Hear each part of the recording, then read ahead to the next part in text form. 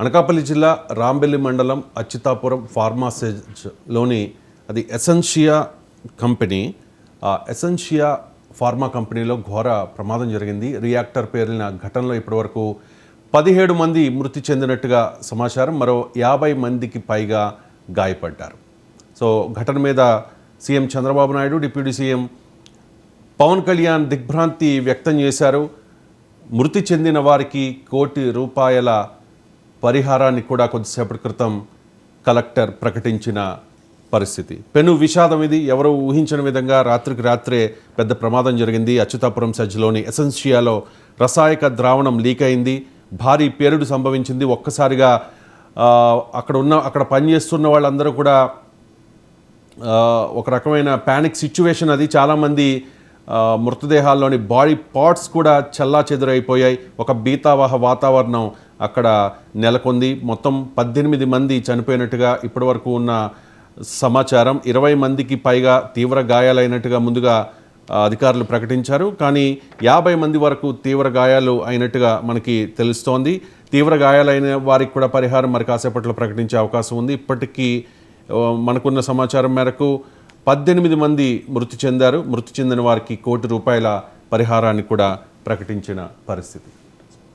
ఇప్పుడు ఇది పరిహారం ప్రకటించడం పరిష్కారం కాదు కదా. మనం అన్ఫార్చునేట్లీ ప్రజల ప్రాణాలకు రేట్లు కడుతూ ఉంటాం.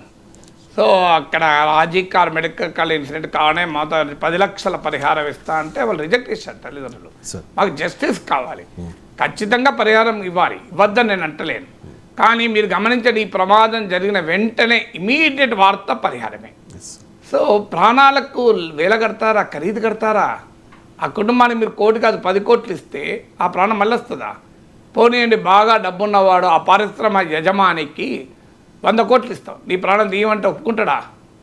సో అక్కడ క్వశ్చన్ అడ్రస్ చేయాల్సింది ఆంధ్రప్రదేశ్లో ఇది మొదటి ఇన్సిడెంట్ కాదు.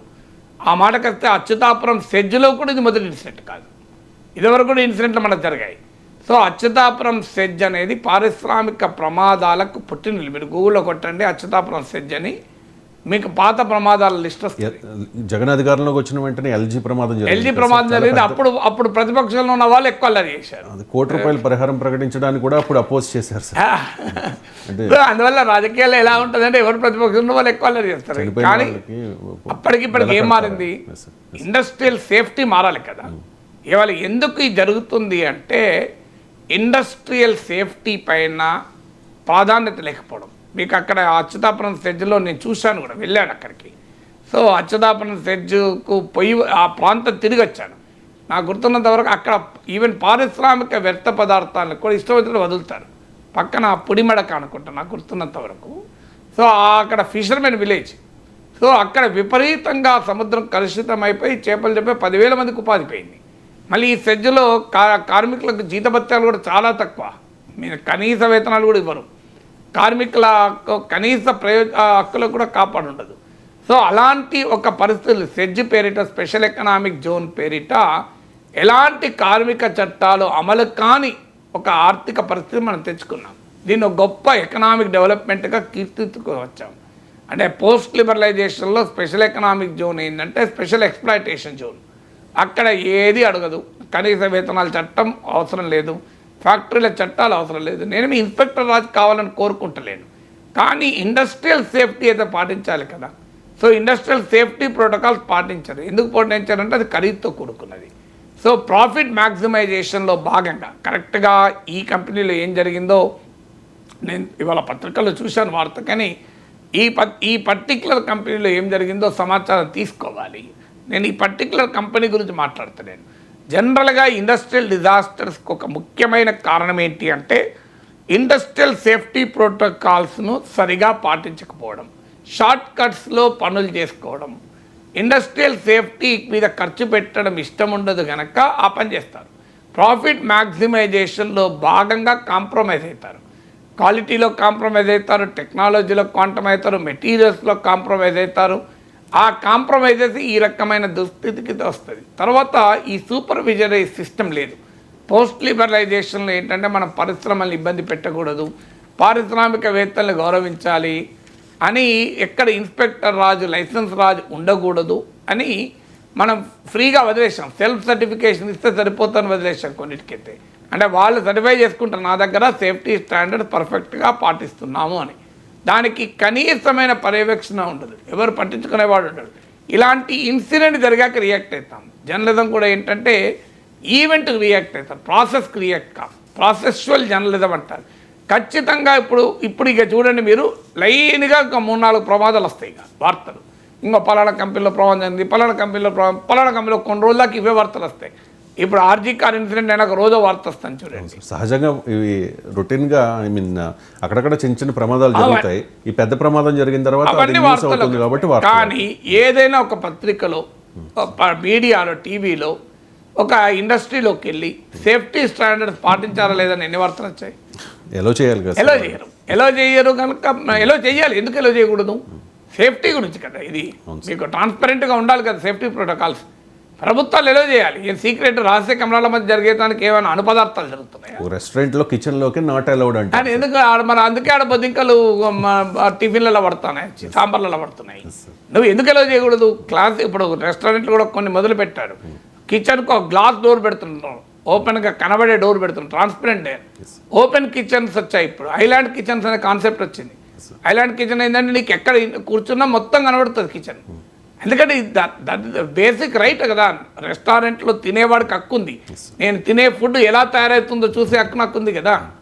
సో అందువల్ల ఎలా చేయకూడదు అనేది ఎక్కడ రాజ్యాంగం చెప్పిందా? నీకేంది ఇండస్ట్రీలో సీక్రెట్స్ కావాలని అడుగుతలేం కదా. నీకు ఆ పని పరిస్థితులు భద్రత కరెక్ట్గా ఉన్నాయా అని శాసనసభలో ఎప్పుడైనా చర్చరంగా చూసారా? మీరు నాకు ఒక 10 ఏళ్ళ అసెంబ్లీ రికార్డు తీయండి. ఇండస్ట్రియల్ ప్రమాదం ఇలాంటి జరిగి 10 మందో 20 మందో చనిపోతే తప్ప ఏనాడైనా భారతదేశంలో అసెంబ్లీలో కానీ పార్లమెంట్లో కానీ ఏ రాష్ట్రంలో కానీ ఒక 2-3 గంటలు ఇండస్ట్రియల్ సేఫ్టీ ఏంటి, కార్మికుల భద్రత ఏంటి అనే దానిపైన చర్చ జరుగుతుంది. మీరు ఇప్పుడు విన్నారా? నేను 8 ఏళ్ళు కౌన్సిల్లో ఇలాంటి ఇన్సిడెంట్ జరిగినప్పుడు తప్ప ఎప్పుడు చర్చ లేదు. మరి ఎలా భద్రత కాపాడుతాం? ప్రజలు, మీడియా చర్చించదు, చట్టసభలు పట్టించుకోవు. ఇలా ₹1 కోటి పరిహారం ఇచ్చి చేతులు దులుపుకుంటారు. వ్యవస్థలు ఎవరన్నా ఉండండి. సో మళ్ళీ ఇది ఇవాళ నిజంగా వాళ్ళకు ₹1 కోటి పరిహారం ఇవ్వాల్సిందే, కాదని అంటలేదు. కానీ ఇలాంటి ప్రాణాలు పోకుండా ఏం చేస్తున్నారు చెప్పండి? ఇండస్ట్రియల్ సేఫ్టీ ఆడిట్ ఇవాళ అడావుడు చేస్తారు. ఇక ముఖ్యమంత్రి, ఉప ముఖ్యమంత్రి, ప్రతిపక్ష నేత, వీళ్ళు వాళ్ళని అంటారు, వాళ్ళు వీళ్ళని అంటారు. జగన్ టైంలో ఏమైందని వీళ్ళు అంటారు, చంద్రబాబు నాయుడు వచ్చాడు ప్రమాదాలు వచ్చాయని వాళ్ళు అంటారు. ఈ రాజకీయ గందరగోళం తప్ప ఒక్క కార్మికునికి ఒక్క పని జరగదు. ఎందుకు మాకు ఈ పాలిటిక్స్, చెత్త రాజకీయాలు? సీరియస్గా ఒక ఇండస్ట్రియల్ సేఫ్టీ ఆడిట్ చేయండి. ఏ పరిశ్రమలో ప్రాసెస్లో సేఫ్టీ, మెటీరియల్లో సేఫ్టీ, ప్రోటోకాల్లో సేఫ్టీ. సేఫ్టీ అంటే ఒక్కటి ఉండదు, చాలా వాటిల్లో సేఫ్టీ ప్రోటోకాల్స్ పాటించాలి. ఆ సేఫ్టీ ప్రోటోకాల్స్ పాటించకపోవడం వల్లనే ప్రమాదాలు జరుగుతాయి. మీరు కనుక ఇండస్ట్రియల్ సేఫ్టీ ప్రోటోకాల్ సరిగా పాటిస్తే 99% ప్రమాదాలు అవాయిడ్ చేయొచ్చు. అయినా కూడా ఒక 1% ఉండొచ్చు, లేదని అంటలేదు. కానీ మనం వాటిపైన కేంద్రీకరించాం కదా. రోజు రైలు ప్రమాదాల గురించి చర్చిస్తాం, కానీ కవచ్ ఎందుకు చేయడం లేదు? ఒక్క అహ్మదాబాద్ ముంబై మధ్యలో వేసే బుల్లెట్ ట్రైన్ ఖర్చుతో భారతదేశం మొత్తాన్ని ఒక్కసారి కాదు 10 సార్లు కవచ్ నింపచ్చు. ఒక్క రైల్వే యాక్సిడెంట్ కాదు కవచ్ ఉంటే. కొలీజన్ అంటే ఢీ కొనడం అనేది జరగదు. అంటే మన ప్రియారిటీ ఏంటి? అహ్మదాబాద్ ముంబై మధ్య బుల్లెట్ ట్రైన్ మన ప్రియారిటీ 1,00,000 కోట్లతో. కానీ ఒక 5,000 కోట్లు 6,000 కోట్లు ఖర్చు పెడితే, 10,000 కోట్లు ఖర్చు పెడితే దేశంలో అనేక దాదాపు అంతటా కూడా నువ్వు కరెక్ట్గా ఫిగర్ గుర్తులేదు బడ్జెట్ కవచ్ ఏర్పాటు చేయొచ్చు. ఇవాళ హార్డ్లీ 1-2%, 3% కూడా కవచ్ ఉండదు. రోజు రైలు ప్రమాదాల నుంచి మనం చర్చించుకుంటాం. సో అందువల్ల ఇండస్ట్రియల్ సేఫ్టీ పైన సీరియస్గా ఫోకస్ పెట్టకుండా, కారణం ఏంటంటే వాళ్ళు పేదలు, వాళ్ళు కార్మికులు, వాళ్ళ రాజకీయ సామాజిక ఆర్థిక ప్రాబల్యం ఉన్న వాళ్ళు కాదు. సో వాళ్ళ ప్రాణాలకు తొందరగా మనం ఖరీదు కట్టచ్చు. సో వాళ్ళకు నష్టపరిహారం ఇస్తే వాళ్ళ పని వాళ్ళు చూసుకుంటారు. ఈ స్థాయిలో మన ఆలోచన సరళి ఉంది కదా. ఇప్పటికైనా మొదలు కావాలి. ఇండస్ట్రీ దీని మీద ఒక కమిటీలు వేస్తారు, ఓ విచారణ అధికారం ఇస్తారు, ఓ కలెక్టర్, జాయింట్ కలెక్టర్ వాళ్ళు రిపోర్ట్ ఇస్తారు. మళ్ళీ 4 రోజులకు, మళ్ళీ 2 ఏళ్ళకు 3 ఏళ్ళకు మళ్ళీ మనం ఇలా చర్చించుకుంటాం. మరి లాస్ట్ టైము అచ్యుతాపురం సెజ్లోనే జరిగిన ఇన్సిడెంట్ తర్వాత ఏం నేర్చుకున్నాము? ఎన్ని కంపెనీల పైన ఆడిట్ జరిగింది? ప్రభుత్వాలు చేయకపోతే ప్రతిపక్షాలు ఎన్నిటి గురించి అడిగాయి? ఎంతమంది మీరు ఎన్ని రాజకీయ పార్టీ, వామపక్ష పార్టీల ట్రేడ్ యూనియన్ ఉన్న చోట వాళ్ళు మాట్లాడడమే తప్ప ఇండస్ట్రియల్ సేఫ్టీ గురించి, కార్మికుల భద్రత గురించి ఏ రాజకీయ పార్టీ ఎన్ని ధర్నాలు చేశారు చెప్పండి? పారిశ్రామిక వాళ్ళ పాదయాత్రలు రాజకీయ నాయకులు ఎంతమంది చేశారు? మేము వెళ్ళి కార్మికులతో మాట్లాడతాం అక్కడ భద్రత ఎలా ఉంది అని.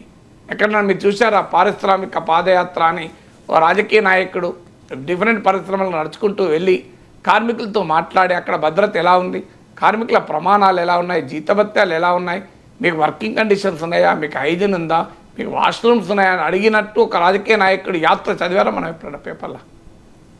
ఇంత వాళ్ళ ఓట్లు కావాలి మనకు, వాళ్ళ ప్రాణాలు పోతే మనం రియాక్ట్ అవుతాం. కానీ వాళ్ళ ప్రాణాలు పోకుండా కాపాడడం గవర్నెన్స్ అవుతుంది. ప్రాణాలు పోయినాక సహకరించడం అవసరమే, కానీ రియల్ గవర్నెన్స్ ఏంటంటే ప్రాణాలు పోకుండా చూడడం. Right sir. మరి కాసేపట్లో సీఎం చంద్రబాబు నాయుడు ఘటనా స్థలానికి వెళ్ళబోతూ ఉన్నారు సార్. ఇప్పటికే ప్రమాదంపై ఉన్నత స్థాయి విచారణకు కూడా ఆదేశించారు. అధికారులతో టెలికాన్ఫరెన్స్ కూడా నిర్వహించారు. హోంమంత్రి అనిత హుటాహుటిన అక్కడికి వెళ్ళారు సార్. వెళ్ళిన తర్వాత హోంమంత్రి ఏం మాట్లాడారు అన్నది ఒకసారి విందాం. బయట చాలా దురదృష్టకర సంఘటన, అన్ఫార్చునేట్. అసలు ఇలాంటి సంఘటనలు జరగకూడదు. కానీ ఈరోజు ఈ ఫార్మా కంపెనీలోని ఇటువంటి దుర్ఘటన జరిగి సుమారుగా 17 మంది మృత్యువార్త పడడం అన్నది నిజంగా చాలా బాధాకరం. ఆ 17 మృతుల కుటుంబాలకి కూడా మా ప్రగాఢమైన సానుభూతిని కూడా తెలియజేసుకుంటున్నాం. ఎందుకంటే నాకు తెలిసి ఈ మధ్యకాలంలో ఇంత పెద్ద యాక్సిడెంట్ ఫార్మా కంపెనీస్లో అంత పెద్ద యాక్సిడెంట్ ఎక్కడా లేదు. ఇది పెద్ద యాక్సిడెంట్. ఇది ఈ విషయంలో ఏంటంటే వెంటనే ఈ విషయం తెలియగానే వెంటనే గౌరవ సీఎం చంద్రబాబు నాయుడు గారు కానీ పవన్ కళ్యాణ్ గారిని ఇమీడియట్గా రెస్పాండ్ అయ్యి ఇక్కడ సహాయక చర్యలు జరిపించాలని చెప్పేసి ఇక్కడ కలెక్టర్ గారిని, అదేవిధంగా మన ఎస్పీ గారిని, ఎస్డిఆర్ఎఫ్ బృందాలని, ఎన్డీఆర్ఎఫ్ బృందాలను అన్నింటినీ కూడా ఇక్కడ పంపించడం జరిగింది. ఫైర్ డిపార్ట్మెంట్ వాళ్ళు కూడా ఎస్పెషల్లీ ఇన్ టైంలో చాలా తొందరగా రెస్పాండ్ అయ్యి ఫైర్ డిపార్ట్మెంట్ వాళ్ళు కూడా సుమారుగా ఒక 15 మందిని రక్షించడం కూడా జరిగింది. ఎందుకంటే సుమారుగా ఇందులోని 17 మంది మృత్యువాత పడిన తర్వాత దగ్గర 41 మంది ఇందులోని ఇంజ్యూరీస్ కూడా అందులో జరిగింది. అందులోని 8 మందిని ఆల్రెడీ వాళ్ళందరూ కూడా డిశ్చార్జ్ చేస్తున్నారు. ఇంకా 35 మంది వివిధ హాస్పిటల్స్లోని, ఇక్కడ వైజాగ్ మెడికవర్ హాస్పిటల్లోని, కిమ్స్లోని, ఇక్కడ ఉషా ప్రైమ్ హాస్పిటల్లోని, గాజువాక్లో కొంతమంది, ఇలా కొంతమంది కొన్ని హాస్పిటల్స్లో ఓవరాల్గా 35 మెంబర్స్ హాస్పిటలైజ్డ్ అయి ఉన్నారు. ఇప్పుడు వీళ్ళందరికీ కూడా కంపల్సరీగా గవర్నమెంట్ తరపు నుంచి ఆర్థిక సహాయం అందించడం కూడా జరుగుతుంది. ఇమీడియట్గా ఈ దుర్ఘటన జరిగిన వెంటనే మా అందరితోని కూడా మా ఎమ్మెల్యేస్, మా మినిస్టర్స్ అందరితోని కూడా గౌరవ ముఖ్యమంత్రి గారు టెలికాన్ఫరెన్స్ తీసుకొని, అఫీషియల్స్ అందరినీ కూడా టెలికాన్ఫరెన్స్లో తీసుకొని ఇమీడియట్గా ఎక్కడ కూడా సహాయక చర్యల్లో కూడా ఎక్కడ కూడా లోపాలు రాకూడదని నన్ను దేశ ఫార్మా చరిత్రలోనే ఇది పెద్ద ప్రమాదం అటు సార్. ఇది ప్రమాదం జరిగిన తీరు కూడా చెప్తాను. ఎసెన్షియా కంపెనీలో రసాయనం లీక్ అయింది, ఎలక్ట్రిక్ ప్యానల్పై పడింది ద్రావకం, ఉష్ణోగ్రతకు ఆవిరి మేఘాలుగా సాల్వెంట్, మంటలతో వేపర్ క్లౌడ్ ఎక్స్ప్లోజన్. ఇదంతా కెమిస్ట్రీ సార్ ఇది. సో 41 మంది తీవ్రంగా గాయపడ్డారు. ఇప్పుడు రోడ్డు ప్రమాదాల్లో గాయాలు వేరు, ఇటువంటి ప్రమాదాల్లో గాయాలు వేరు సార్. బతికి ఏదో అంటారు కదా సార్, వాళ్ళ పరిస్థితి కూడా చాలా భయంకరంగా. ఈవెన్ శరీర అవయవాలు చెట్ల పైన విడి భాగాలు పడిపోయాయి. అంత భయంకరమైన. ఇందులో దురదృష్టం ఇవన్నీ కాదు కావాల్సింది. అసలు ఎవరు అకౌంటబిలిటీ ఏంటి? హోంమంత్రి మాట్లాడిన దాంట్లో ముఖ్యమంత్రి ఎమ్మెల్యేలతో మాట్లాడాడు, అధికారులతో మాట్లాడాడు, నష్టపరిహారము, సహాయక చర్యలు, దురదృష్టకరము, ఇదంతా నేను యాక్సెప్ట్ చేస్తాను. కానీ అకౌంటబిలిటీ ఏంటి? ఈ ఘటనకు ఎవడు బాధ్యులు? ఈ క్వశ్చన్ అడగాలి రాజకీయ నాయకత్వం. మళ్ళీ లేకపోతే మళ్ళీ ఘటన జరిగేదాకా మనం వెయిట్ చేయాలి. ఇలాగే ప్రభుత్వం ఉన్న వాళ్ళు ఇలాగే మాట్లాడతారు, ప్రతిపక్షంలో ఉన్న వాళ్ళు అలాగే మాట్లాడతారు. మళ్ళీ వీరు వాళ్ళు రాజకీయం, మళ్ళీ ఇది కూడా టీడీపీ వైసీపీ ట్రోలింగ్. అయ్యే కనీసం ప్రజల ప్రాణాలకు రాజకీయాలు లేవండి. సో పారిశ్రామిక భద్రత ఎవరు? Who is responsible? ఆ యాజమాన్యం పైన చర్య తీసుకుంటామని ఎందుకు మాట్లాడరు? మేము విచారణ జరుపుతాం, నిజంగానే యాజమాన్యం పైన విచారణ జరపాలి కదా. ఇప్పుడు ఆడ లీక్ అయింది అంటే ఎందుకు లీక్ అయింది? ఇప్పుడు కెమికల్ లీక్ అయింది, లీక్ కావడం వల్లనే కదా ఎలక్ట్రిక్ ప్యానల్ మీద పెట్టింది, పడడం వల్లనే కదా అది వేపర్ క్లౌడ్గా మారింది. వేపర్ క్లౌడ్గా మారింది కనుక ఎక్స్ప్లోజన్ అయింది కదా. ఇది కెమికల్ ప్రాసెస్ మనకే సామాన్యుడికి అర్థమవుతుంది కదా. అందువల్ల లీక్ ఎందుకు అయింది? లీక్ మెకానికల్ డిఫెక్టా, అంటే మనిషి దాన్ని నివారించలేని డిఫెక్టా? సో ఈ వివరాలు రావాలి మనకు. డిజాస్టర్ మేనేజ్మెంట్లో సూత్రం ఏంటంటే, మీరు నేషనల్ డిజాస్టర్ మేనేజ్మెంట్ అథారిటీ వారి పోర్టల్ ఉంది, వెళ్ళి చదవండి. డిజాస్టర్లో ఏమంటే వివిధ దశలు ఉంటాయి. మొదటి దశ ప్రివెన్షన్, రెండవ దశ ప్రిపేర్నెస్, మూడవ దశ రెస్పాన్స్, నాలుగవ దశ రీహాబిలిటేషన్ అండ్ రీకన్స్ట్రక్షన్. సో 4 దశలు ఉంటాయి. ఇప్పుడు మనం మాట్లాడుతున్నది రీహాబిలిటేషన్ గురించి, రెస్పాన్స్ గురించి. అది అప్రిషియేట్ చేయొచ్చు. వెంటనే ఫైర్ డిపార్ట్మెంట్ వాళ్ళు వచ్చారు, హోమ్ మినిస్టర్ చెప్పింది చాలా మనం అప్రిషియేట్ చేయొచ్చు. ఎందుకంటే కొంతమంది ప్రాణాలు కాపాడారు కదా, చాలా గొప్పతనం అది. కానీ మొదటి 2 సంగతి, ప్రివెన్షన్ సంగతి ఏంటి అనే నా పాయింట్. యొక్క డిజాస్టర్, ఒక విపత్తు, అది మ్యాన్మేడ్ డిజాస్టర్. నేచురల్ డిజాస్టర్ అంటే మన చేతిలో లేదు, ఇది మ్యాన్మేడ్ డిజాస్టర్ కదా. సో మీరు NDMA వెబ్సైట్కి వెళ్ళి పోర్టల్కి వెళ్ళండి, కెమికల్ డిజాస్టర్స్ అని ఒక మ్యాన్మేడ్ డిజాస్టర్లో ఉంటుంది, మీరు చదవండి. So unfortunately national disaster management, state level disaster management అథారిటీకి చీఫ్ మినిస్టర్ చైర్మన్గా ఉంటాడు, డిస్ట్రిక్ట్ డిజాస్టర్ మేనేజ్మెంట్ అథారిటీకి కలెక్టర్ చైర్మన్గా ఉంటాడు. డిజాస్టర్ ప్రివెన్షన్ అనేది ఒక కీలకమైనది. ఇలాంటివి జరగకూడదు, జరగకుండా ఏం చేశారు, దానికి ఇండస్ట్రియల్ సేఫ్టీ ఆడిట్ ఏంటి. సో ఇండస్ట్రియల్ సేఫ్టీలో తీసుకోవాల్సిన ప్రమాణాలు యాజమాన్యాలు తీసుకోకపోవడం వల్ల జరిగిందా, అవి తీసుకునేలా ఎన్ఫోర్స్ చేయాల్సిన అధికారులు లేకపోవడం వల్ల జరిగిందా, అధికారులు పారిశ్రామిక అధిపతులు కుమ్ముక్కు కావడం వల్ల జరిగిందా, ఇది కదా రావాల్సింది. సో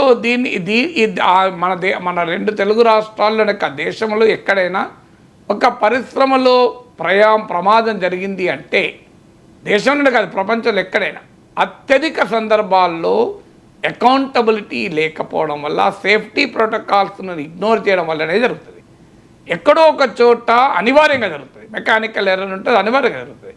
సో మనకు రోడ్డు ప్రమాదాలు చూడండి, నిద్రలేక ఒక్క ఏమరపాట్లో ఒక్క కుణుకు డ్రైవరు కళ్ళు మూసే వరకు యాక్సిడెంట్ జరిగింది, మందు దాగి యాక్సిడెంట్ జరిగింది, హై స్పీడ్లో యాక్సిడెంట్ జరిగింది. ఇవే కదా మనం చదివేది రోజు ఎందుకు చదువుతున్నాయి ఇవి. అందువల్ల ఇవన్నీ మ్యాన్ మేడ్ డిజాస్టర్స్. ఇది ఖచ్చితంగా మనకు తేలాలి. హూ ఈజ్ అకౌంటబుల్, ఆ యాజమాన్యాన్ని అకౌంటబుల్ చేయాలి. ప్రభుత్వం ₹1 ఇస్తుంది, ప్రజల సొమ్ము, కానీ దానికి వీళ్ళు చావడానికి కారణం ప్రభుత్వం కాదు కదా, మరి ఆ యజమాని కదా, వాళ్ళు అకౌంటబుల్ ఉండాలి కదా, వాళ్ళు ఇవ్వాలి కదా, యాజమాన్యాన్ని అకౌంటబుల్ చేయాలి కదా, ప్రభుత్వం ఇవ్వాలి, ఖచ్చితంగా సహకారం ఇవ్వాలి. కానీ what is the management responsibility, what is the accountability, protocol, audit, safety audit ఎన్ని పరిశ్రమలు జరిపాను, ఒక వైట్ పేపర్ ఇవ్వండి. మీరు సేఫ్టీ ఆడిట్ ఎన్ని ఇప్పుడు మొదలైతే చూడండి, ఈ 2-3 రోజులు తెలంగాణలో, ఆంధ్రప్రదేశ్లో ఇక ప్రతి పరిశ్రమలో ఏదైనా ప్రమాదాలు జరిగే అవకాశం ఉందో అధికారులు పరిశీలిస్తున్నారని. ఒక 2-3 రోజులు నడుస్తుంది, 2-3 డేస్ దాకా నడుస్తుంది. ఆ 2-3 డేస్ తర్వాత మళ్ళీ ఎవరు పట్టించుకోరు మళ్ళీ. సో ఇదొక సిస్టమిక్ లాస్ కదా, అంటే గవర్నెన్స్ ఇష్యూ. ఇది సీరియస్ ఇష్యూ ఆఫ్ గవర్నెన్స్. పాలనా వ్యవస్థ, పరిశ్రమలు రావాలి, పెట్టుబడులు రావాలి, ఎంప్లాయ్మెంట్ రావాలి, కానీ ప్రాణాలు పోవద్దు కదా.